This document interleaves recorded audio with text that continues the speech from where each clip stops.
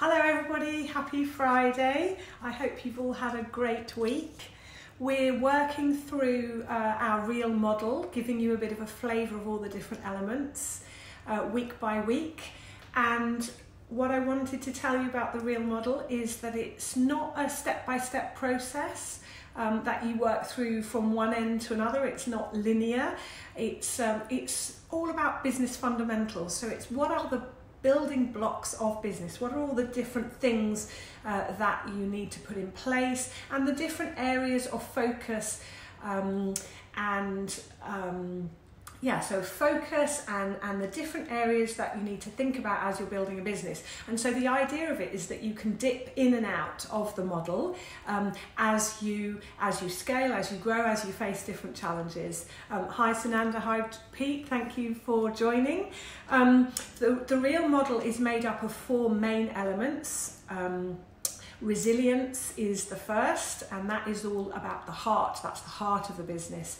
Energy is the lifeblood of the business that flows through the business, understanding yourself and all the different components of your business.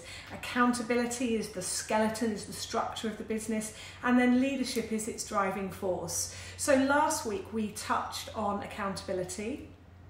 And we talked a little bit about structure and managing people and managing ourselves and holding ourselves accountable. And today we're going to talk about resilience. Now, resilience is a huge topic. I put a few little comments into the group, some of the areas that resilience covers in our model. So looking after yourself as a business owner, balancing competing demands of life and work and different areas of the business, how to reduce mistakes in your team, different kinds of support that you can get, that you can ask for. So there are coaches, there are mentors, there are consultants, advisors, mastermind groups, online groups such as this one, board members, advisory members. So we cover how to use them and how to get the best out of those different kinds of support networks, and also then how to stay flexible as you scale. So when I put those comments into the community, I think it was yesterday, Bradley said, can we cover them all in one live? No, sorry, sorry we can't, but we are going to cover a couple of those. And Tracy said, if we're just looking at one, then looking after yourself as a business owner while trying to scale and lead your team, that's what she would find useful and helpful. And I thought that I'd tell you a little bit about my journey and my process and some of the things that I found works for me, and invite your comments and questions and give you a few things to think about. So I have spent many years powering on through life. I have been in charge. My brain has been in charge, my head has been in charge, my willpower has been in charge. So I've decided when I eat and when I sleep, and basically it's been when I decide that it's right, when I've got a moment, when I've got a window, and my body hasn't had much of a look in over those years. For many years, it's really been a force of will. And when you're young, many of us do that. You can just power on through, and if you're lucky, you don't make yourself too ill, and you know your body is quite resilient in the younger years, or certainly mine was. And so I didn't have too many ill effects from that. You know, every now and then something not very pleasant would happen, but generally speaking, I felt okay, or I thought I was quite healthy. But last year, at the beginning of last year, I started to have a really strong sense that something was going on, and I had a real strong sense of, if I don't do something, if I don't make some changes, then something bad is going to happen. I didn't know exactly what that was, and I'm not really somebody to think too much about bad things or worry about bad things, but I just had this sense that if I don't do something, then I think something bad is going to happen. And I have finally found what I want to do with my life, and I'm so passionate about this work that I'm doing and supporting as many people as possible to build great businesses that really work for them. And it occurred to me that if I didn't start taking action, then I was going to fall out of love with my business. I was going to end up with a business that wasn't really working for me.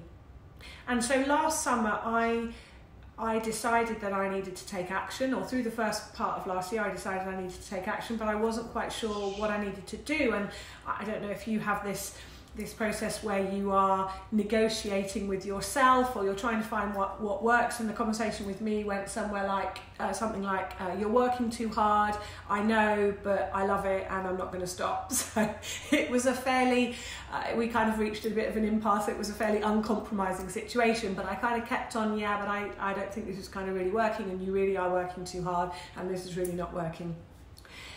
And I was worried that I was going to burn myself out, and I finally woke up one morning and something occurred to me that I realised would work. And basically, I made a deal with myself. So what I said to myself is, if you make time in your day to look after yourself, then we can defer the conversation about how hard you work. Because I didn't want to have that conversation. I didn't want to have the conversation about how hard I was working. So instead I flipped it around and said, okay, can we make time to look after ourselves? Or look after me. So then what I did is I started experimenting with what would work. And I said to my body, I'm going to start listening to you. And my body was like, really? Are you? Because you haven't done for years. I was like, I am going to start listening to you. So please tell me what is working and what isn't working. So I started experimenting with things that I've never tried before. I started experimenting with meditation, which I found really challenging because my brain would never stay still. I started experimenting with yoga, which I've also never done. I got a PT and I started exercising. I found that really worked, and I started eating more of a varied diet.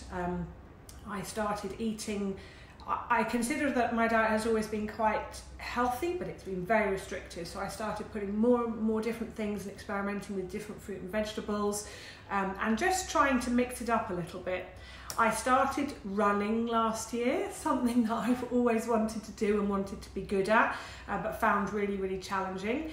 And I started to try and do that. And I also spent a lot of time thinking about sleep and the relationship between sleep and mental health, and how it makes you feel, and how prepared you are for the day. And what I realised is that I wasn't nearly as healthy as I thought that I was. I thought I had quite a healthy diet. I thought I was reasonably fit. No, actually, maybe I didn't think I was reasonably fit.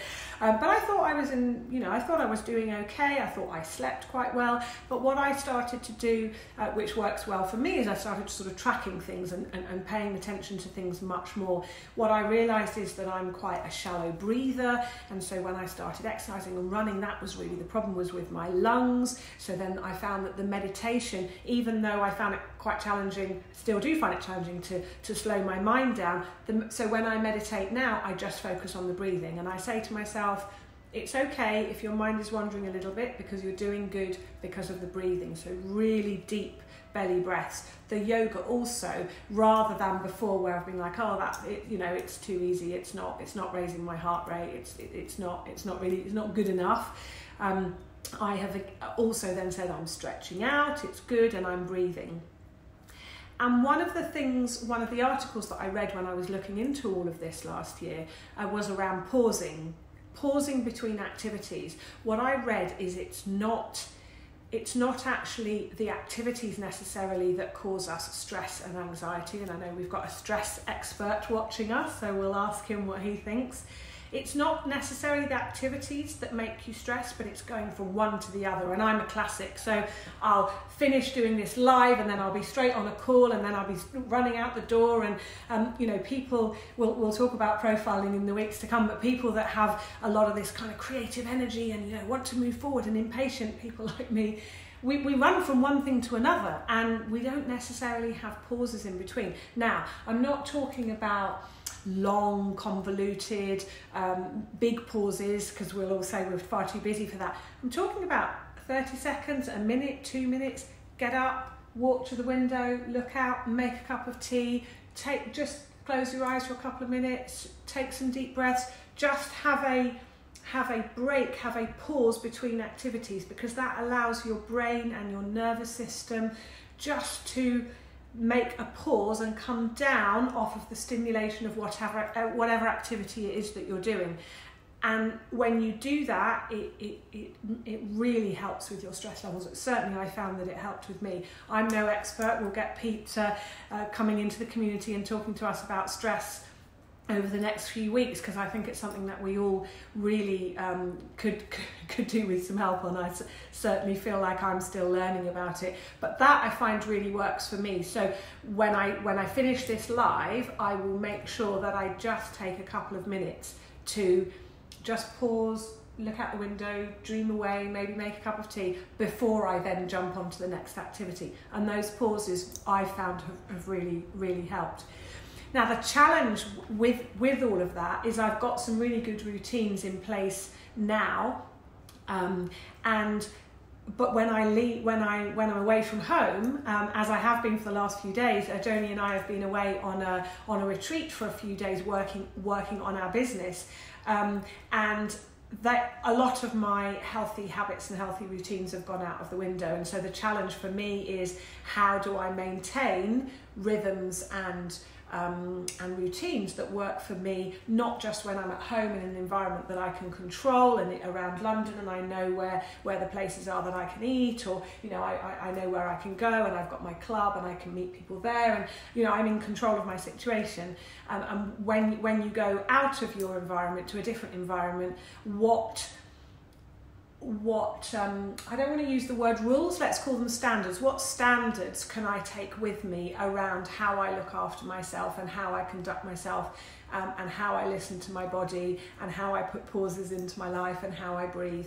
That's then the next challenge, I think. So applying this to business, what I would say is, it's easy to think about all this me, and I've spoken a lot about me in the last few minutes. It is about me, in that sense, but as a business owner, if you're not okay, how can you possibly look after your business or your team? If you're frazzled and stressed and all over the place, the team will pick up on that, and your business, you will not be able to think clearly, and your business will suffer if you're not okay. So if you find it difficult to prioritize yourself, which I sometimes do, and I know that many of you do, what I would say is think about it as prioritizing what your business needs. Your business needs you to be okay. Your business needs you to be looking after yourself. Your business needs you to be asking for the help that you need. And if you can learn to listen to your body and find a rhythm that works for you, you're much more likely to be able to find a rhythm that works in your business. And if you can look after yourself and set your own boundaries and know where your own lines are, you're much more likely to be able to do that in your business.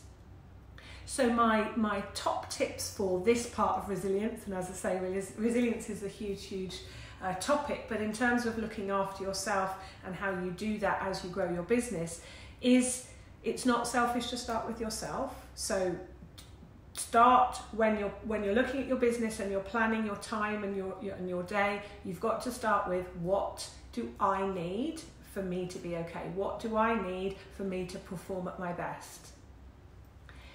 Set yourself some standards. That's what I've tried to do, and experiment. Yeah, it's not everything is going to work. So set yourself some standards, and don't say every day I must do this. Every day I must meditate. I started off like that. Every day I must meditate. Every day I must do yoga. Every day, and certainly for me that's too much. I can't. It's too rigid. It's too unachievable. Great if you can do that, but how about 2 or 3 times a week I will exercise, 2 or 3 times a week I will do yoga, 4 nights out of 7 I will meditate, or 4 mornings out of 7. Set yourself some standards and set yourself some targets, and if you don't achieve them, don't be hard on yourself. Move on. It's about finding what works for you, and it will be different for everybody. I've shared some of the things that have worked for me, but what will work for you will be different. And so finding what works for you, I think, is the most important thing. And then the final thing is listen to what is going on. And that is still a hard thing for me, having ignored the signs and the signals for many years. It's actually quite difficult. to tune into that. But so that's something that I try and do every day. Listen to what my stomach is saying, listen to what my body's saying, listen to how I'm feeling, and try and take pauses between those activities. That's what works for me, and I would encourage you to regularly review and evaluate how you are doing, just like you do in your business. So we talk about how you evaluate your team, and how you evaluate your marketing campaign, and how you evaluate your relationship with your customers or your suppliers. But you as a business owner are a key component, one of the vital components of your business. And so we need to do an evaluation of ourselves. How are we doing? How well are we looking after ourselves? How well are we performing? And that's, for me, is really at the heart of resilience, because resilience is all about being able to pick yourself up, right? I think if you look in the dictionary, it's about picking yourself up when you fall down, and how you can bounce back and all of those good things. And that starts with knowing how you're wired and what's going to work for you, and that's different for each of us. So I hope that was helpful. I don't know if any of you got any questions. Hello, Tracy. I didn't think you'd be joining. Aren't you on a plane? Or maybe you're in an airport watching me. Hello, anyway. Lovely to see you. And Pete and Sananda, hello. Let me know if you've got any questions. I hope that was helpful. We're going to put this video into the community so that those of you that have not been able to join can watch it later. I will leave you with a final thought then. It isn't selfish to look after yourself, but it is a process and it is a journey, and it is vitally important. And I invite you to prioritise your own health and your own well-being if you really want to build a business that's going to work for you. I hope that you have a wonderful weekend, and I wish you good fortune and good health, and please look after yourself, and please post in the community next week. Let us know what your goals are for next week so that we can support you through the process. Take care of yourself, and I'll speak to you soon. Bye.